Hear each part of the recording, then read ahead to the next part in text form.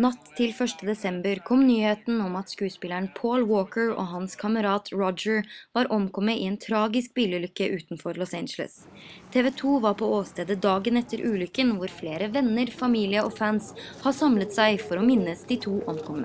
We've watched him from all the Fast and the Furious movies and obviously the movies that he brought out and stuff like that, and he's a great, awesome actor that he will forever be in our hearts. It's a horrific death, but just pray for his family, both of their families, his daughter Meadow, and just everyone. It's just really sad, but it just reminds us that we're not immortal, and we just gotta slow down and really think about things.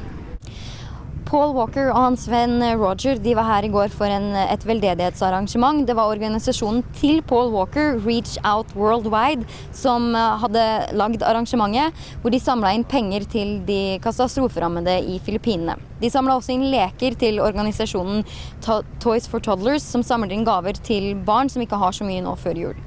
Vi har snakket med et vittne som en av de siste som snakket med Paul. De skulle ut og teste en bil og så tilbake til arrangementet da ulykken skjedde. You have to tell me a little about your story here, because you heard the accident.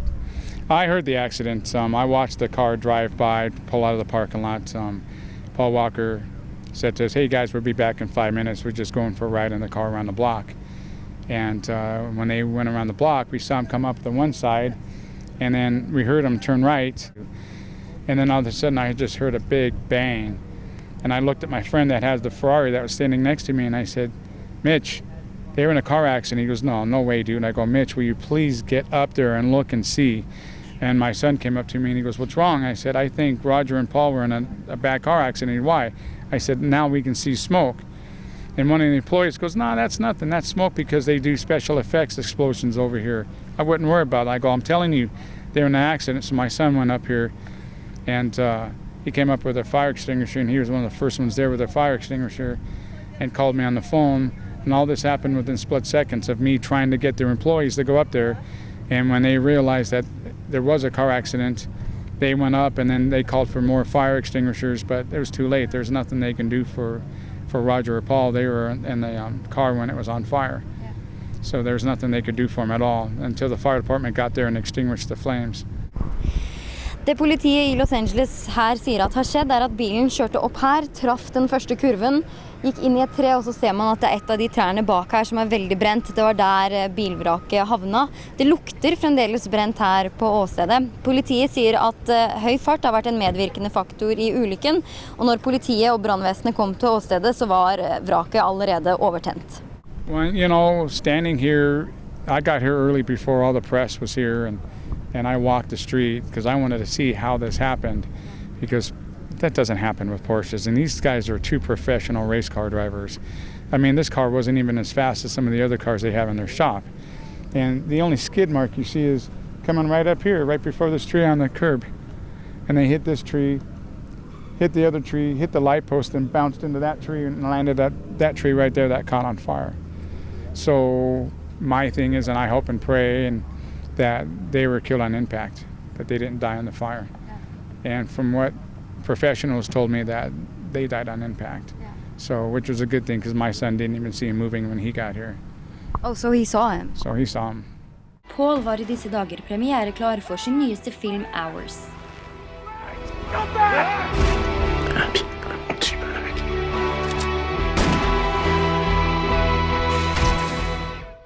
Han var også midt i innspillingen av filmen Fast and the Furious 7 og skulle tilbake på settet allerede mandag. Universal Studios har i en pressemelding uttrykt sin sorg og bekrefter at filmen vil bli ferdigstilt uten Walker. Premiere på filmen er planlagt sommeren 2014. You believe in ghosts?